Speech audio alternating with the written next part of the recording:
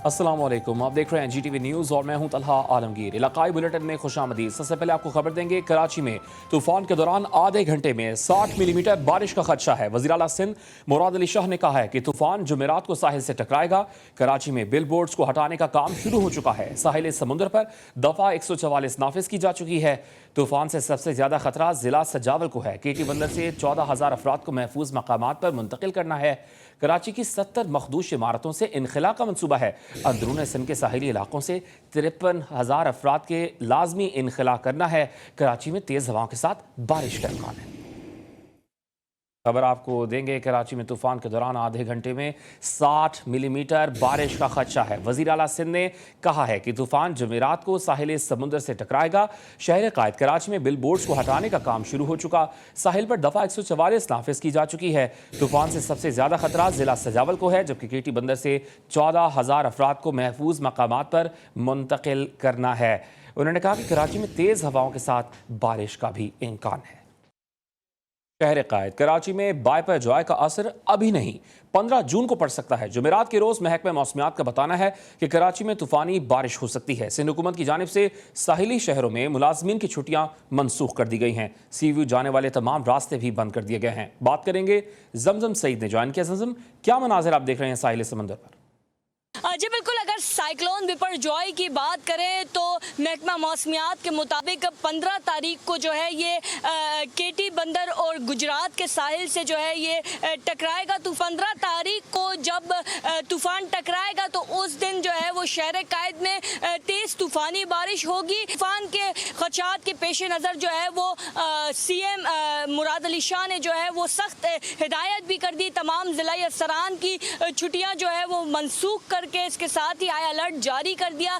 साहिल समंदर जाने वाले तमाम तर रास्ते जो है वो बंद कर दिए गए हैं। इसके साथ जितने भी मुतलका इदारे थे जो है वो उनको भी हिदायत की गई है कि जो इमारतें ऐसी हैं जिनमें ख़तरनाक इमारतें जो हैं उन्हें खाली कराने का फ़ौरन हुक्म दे दिया गया। समंदरी हवाएं इस वक्त बंद है, जिसकी वजह से गर्मी की शिद्दत जो है वो ज़्यादा महसूस की जा रही है और इस तूफ़ान बिपरजॉय का मानसून पर कोई जो है वो असरात नहीं होंगे। जी, तूफान बायपरजॉय से साहिली इलाकों को शदीद खतरात लाहक हैं, लेकिन इब्राहिम हैदरी के माहीगीरों को कोई खौफ नहीं। सिंध हुकूमत की जानिब से बायपरजॉय के पेश नज़र साहिली पट्टी पर पाबंदियों को मच्छरों ने हवा में उड़ा दिया है। बात करेंगे, शाहनवाज बलोच ने हमें ज्वाइन किया। शाहनवाज, बताएगा क्या मामला है, ये अब तक कार्रवाई क्यों नहीं की गई है इन मच्छरों के खिलाफ? समंदरी तूफान बायफर जॉय तेज रफ्तारी के साथ पाकिस्तान की साहिली पट्टियों की तरफ बढ़ रहा है। सिंध के तमाम साहिली पट्टियों पर दफ़ा 144 नाफिज कर दिया गया है। माहीगीरों को सख्त हिदायत की गई है कि वो शिकार से गुरेज करें। लेकिन मैं इस वक्त मौजूद हूँ इब्राहिम हैदरी में हम देख रहे हैं कि यहाँ पर मछेरे शिकार में मसरूफ़ हैं। कश्तियाँ समंदर के अंदर मौजूद है। इस वक्त माहीगीर नुमाइंदा कमाल शाह हमारे साथ मौजूद है, उनसे बात करते हैं। देखो, मैं ये समझता कि हुकूमत ने ऐलान तो कर दिया था, लेकिन वो चीज़ नहीं रही ना कि माइग्रों को आके यहाँ पे कैंपें लगाए जाए, बाहर से जो है स्पीड बोट खड़ी हो भाई कोई नहीं, जैसा इस तरह की कोई चीज़ नहीं हुई। पाबंदी लगानी थी तो पहले माइग्रों को जो है 10 दिन 15 दिन का राशन दे घर पे, भाई आप बैठ के खाओ। भाई यहाँ पे ना नकल मकामी हुई है ना कहा गया है। 15 जून को ये जो तूफ़ान सिंध के और भारत के गुजरात की साहिली पट्टी से टकराएगा, तो अब देखते हैं कि सिंध हुकूमत इब्राहिम हैदरी समेत दीगर साहिली पट्टियों के हवाले से क्या इक़दाम उठाती है। जो अब तक हम देख रहे हैं कोई इंतज़ामात हमें सिंध हुकूमत की जानिब से दिखाई नहीं दे रहे। जी, समुद्री तूफान की समत हमारे लिए खतरनाक है। समत की तब्दीली गायबाना मदद होगी। गवर्नर सिंध कामरान खान टिसोरी ने मुतालिका इदारों को हंगामी इकदाम की हिदायत कर दी। कामरान खान टिसोरी ने कहा कि कराची भर में रेन एमरजेंसी सेंटर्स फाल किए जाएं, रिलीफ सेंटर्स और हंगामी इकदाम हर सूरत यकीनी बनाए जाएं। साहिली पट्टी पर आबाद अफराद के निखला के लिए पेशगी इकदाम और इमदादी टीमें तश्कील दी जाएं। अस्पतालों में हंगामी हालात के तहत काम यकीनी बनाए जाएं।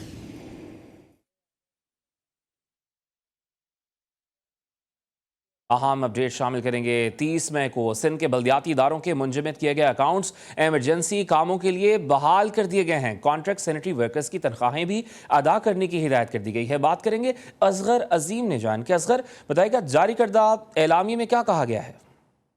देखिए, जारीकर्ता एलान में कहा गया है कि 30 मई को जो अकाउंट सीज किए गए थे और सिर्फ सैलरी और पेट्रोल के मद में जो ही के बलदियाती इदारे अकाउंट इस्तेमाल कर सकते थे, जिसके बाइस एडमिनिस्ट्रेटर काम में दिलचस्पी नहीं ले रहे थे और जो जारी काम थे वो सब रुक गए थे। अब उन्हें बहाल करने के अहकाम दिए गए हैं और कहा गया है कि इन सब कामों को निपटाया जाए और इस पैराई में दिए गए हैं मुतलका तूफानी बारिशें और तूफान के बाइस जो मसाइल पैदा हो सकते थे, उसी वजह से जो अकाउंट को बहाल करने के अहकाम जारी किए हैं, बाकायदा नोटिफिकेशन जारी कर दिया गया है। जी, बहुत शुक्रिया का असगर अजीम अपडेट कर रहे थे। बात होगी सियासी मंजरनामे की। इस्तेहकाम पाकिस्तान सियासी जमात के सरपरस्ती आला जहांगीर खान तरीन ने पार्टी अहदेदारान के नामों का ऐलान कर दिया है। अलीम खान पार्टी के सदर होंगे, आमिर महमूद कयानी पार्टी के secretary general, Aun Chaudhry party के एडिशनल सेक्रेटरी जनरल तर्जुमान होंगे। जहांगीर तरीन ने ट्वीट किया है कि ओन चौधरी बतौर पैट्रन इन चीफ के तर्जुमान भी होंगे। दीगर अहदेदारों के नामों का ऐलान भी जल्द किया जाएगा। हमीद लंगरा ने ज्वाइन किया, उनसे बात करेंगे। हमीद, क्या कहना है जहांगीर तरीन का ट्वीट में?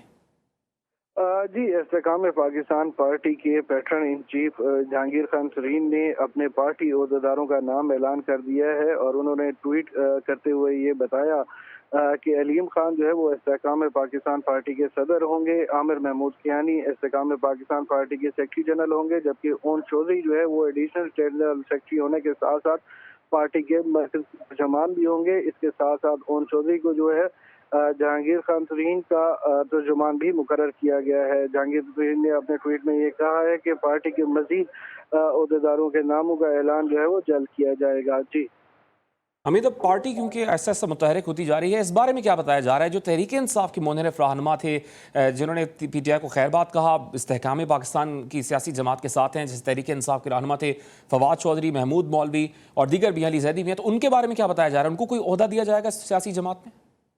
जी, देखें, इस हवाले से अभी तक बातचीत चल रही है और फवाद चौधरी को भी एक अहम ओहदा दिया जाएगा और इस हवाले से फवाद चौधरी को जो है वो अहम टास्क सौंपा गया था कि वो ज़्यादा से ज़्यादा जो PTI के टिकट होल्डर्स हैं, जिनको पंजाब की हद तक जो है वो PTI की जाने से टिकट दिए गए थे, उनको तोड़कर वो इस्तेहकाम पाकिस्तान पार्टी में लेके इसके साथ अली जैदी और इमरान इस्माइल के जिम्मे जो है वो सिंध के हवाले से जिम्मेदारियां लगाई गई थी कि वहां पर पहले वो वर्किंग कर लें और उसके बाद जब जहांगीर खान तरीन कराची का दौरा करेंगे तो फिर उनके ओहदों का भी ऐलान किया जाएगा। जी, फवाद चौधरी को भी अहम ओहदा मिलने का इम्कान है। हमीद लंगरा अपडेट कर रहे थे, बहुत शुक्रिया आपका। और कराची में खुले नाले मौत के परवानों में तब्दील हो गए हैं। कराची में मुमकिन बारिश के बावजूद भी बेशतर नालों के एहतराफ, हिफाजती इंतजाम और सफाई से मुतालिक कोई इकदाम नहीं उठाए गए।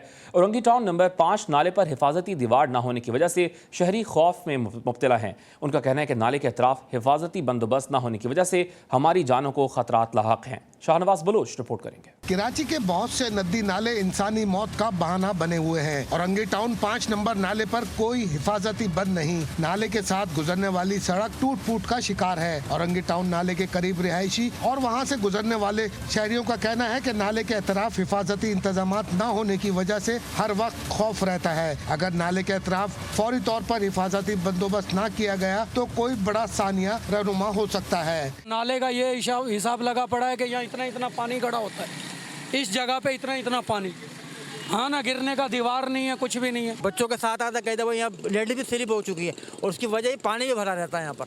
हाँ, ये ज़रूरी है क्योंकि इसके लिए थोड़ा सा इनको कोई चेक एंड बैलेंस लगना चाहिए, या तो क्यों यहाँ पे कोई सिक्योरिटी बैठाएं या जो भी कुछ इमरजेंसी सूरत में कुछ कर दें ताकि यहाँ पे नुकसान ना हो किसी का। शहर कायद में जनवरी से अब तक 12 से ज्यादा बच्चे नदी नालों में डूबकर जहाँ बाक हुए हैं, जबकि नाले में गिरकर पानी में बहने वालों की लाशें भी नहीं मिलती। मुतल्लिका महकमे की जिम्मेदारी बनती है कि नालों के एतराफ हिफाजती इंतजाम समेत उनकी सफाई को यकीनी बनाया जाए ताकि बारिश के दौरान बड़े सानियात रहनुमा ना हो सके। कैमरामैन अली रजा के साथ शाहनवाज बलोच, GTV न्यूज, कराची।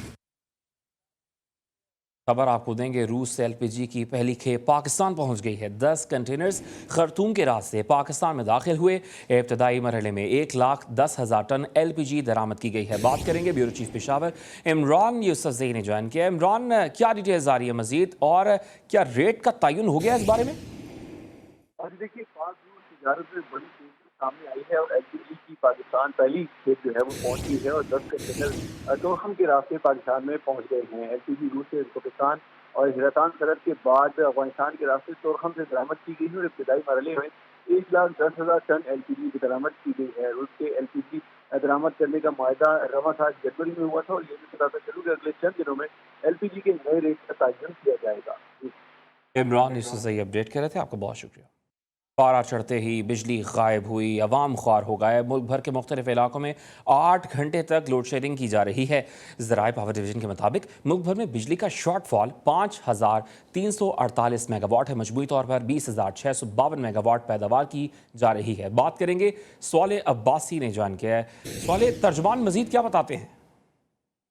देखिए, ये बेसिकली ज़राए पावर डिवीजन से खबर है और पावर जैसे ही मुल्क में जो दर्जा हरारत में इजाफा हुआ तो उसके साथ ही जो शॉर्टफॉल है उसमें भी इजाफा रिपोर्ट होने लगा है।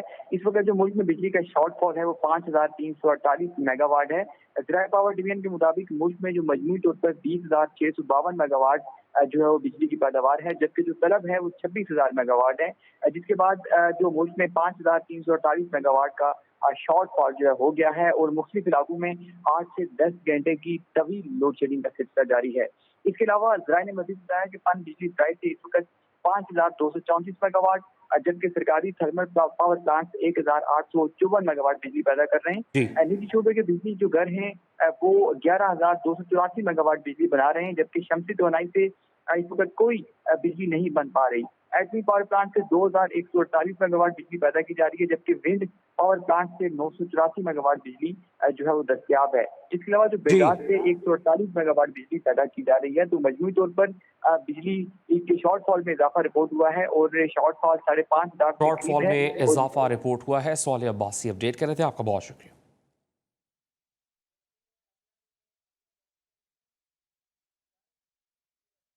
सिस्टम में मजमूई तौर पर 5,000 मेगावाट नई बिजली शामिल कर दी गई है। वज़ीर तवानाई खुर्रम दस्तगीर ने मीडिया से गुफ्तगू में कहा कि 3,800 मेगावाट की नई बिजली सिस्टम में शामिल की गई है। थरकोल से 1,900 मेगावाट बिजली सिस्टम में शामिल की है। हुकूमत बिजली की कीमत कम से कम रखेगी। बिजली की कीमत बराबर रखने के लिए 150 अरब रुपए की टैरिफ सब्सिडी दी जाएगी। 870 अरब रुपए का रिलीफ पाकिस्तानी सार्फिन के बिल्स में वफाकी हुकूमत अदा करेगी।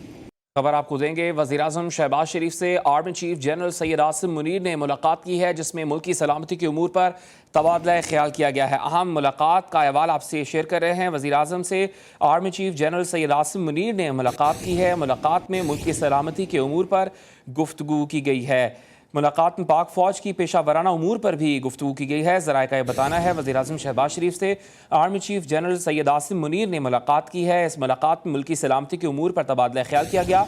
मुलाकात में पाक अफ़वाज की पेशा वराना उमूर पर भी गुफ्तगू की गई है। वज़ीर-ए-आज़म से आर्मी चीफ की मुलाकात का अहवाल आपसे शेयर कर रहे हैं। इस मुलाकात में मुल्की सलामती के उमूर पर तबादला ख्याल किया गया है। इंतज़ार हैदरी ने ज्वाइन किया, उनसे बात करेंगे। इंतज़ार, मुलाकात का अहवाल क्या है? मियां शहबाज शरीफ से army chief general Syed Asim Munir ने मुलाकात की है। मुलाकात में मुल्क की कौमी सलामती की सूरत हाल और पाक फौज के पेशा वाराना उमूर पर गुफ्तगू हुई है। मुल्क में जोग्राफियाई सरहदों से मुतालिक आर्मी चीफ ने आगाह किया है। वज़ीर आज़म मियां शहबाज शरीफ ने कहा है कि मुल्क की दिफा महफूज हाथों में है। मुल्क की मजमूई सिक्योरिटी सूरत हाल जो है वो इस अहम तरीन मुलाकात में ज़ेरे गौर आई है। जी, बहुत शुक्रिया आपका इंतज़ार हैदरी, आप अपडेट कर रहे थे। खबर आपको देंगे, पाकिस्तान पोस्ट ऑफिस भी शहरियों को लूटने लगा है।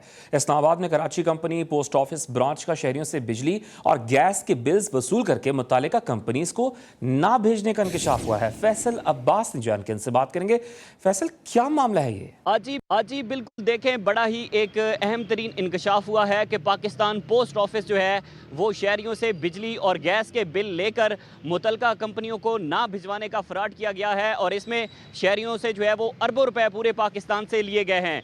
बेसिकली मैं इस वक्त जो है वो कराची G9 के पोस्ट ऑफिस के बाहर मौजूद हूँ, जहाँ आज हमने देखा कि बड़ी तादाद में शहरी यहाँ पर एहतजाज कर रहे थे कि शहरी पिछले 3 महीने से जो है वो अपने बिजली और गैस के बिल मुतलका इस पोस्ट ऑफिस में जमा करवाते हैं और इस पोस्ट ऑफिस की जानिब से वो बिल जो है वो कंपनियों को, मुतलका जो कंपनियां हैं उनको नहीं भिजवाए गए, जिस वजह से जो है वो शहरी 3 से 4 महीने के अपने बिजली के बिल बार बार जमा करवाने पर मजबूर हो चुके हैं और हद यहाँ तक आ पहुंची है कि अब शहरियों के घरों से मीटर जो है वो उतरवाए जा रहे हैं। लेकिन जब हमने मुतलका हुकाम से जानने की कोशिश की कि असल में मामला क्या है, आप इस हवाले से क्या कहते हैं, तो उन्होंने इससे मुकम्मल तौर पर लाताल्लुकी का इजहार किया है और जो फरवरी और मार्च के बिल थे, शहरियों को कहा गया कि 1 महीने के बाद ये बिल हम आपको रिटर्न कर देंगे पैसे, लेकिन अभी तक शहरियों को पैसे रिटर्न नहीं किए गए और अभी तक शहरी ख्वार हो रहे हैं, जलील हो रहे हैं और 4 से 5 महीने का बिल जो है वो जमा करवा रहे हैं दोबारा। जी, शहरियों को अब तक बिल्स की रकम वापस नहीं की गई है। फैसल अब्बास, बहुत शुक्रिया।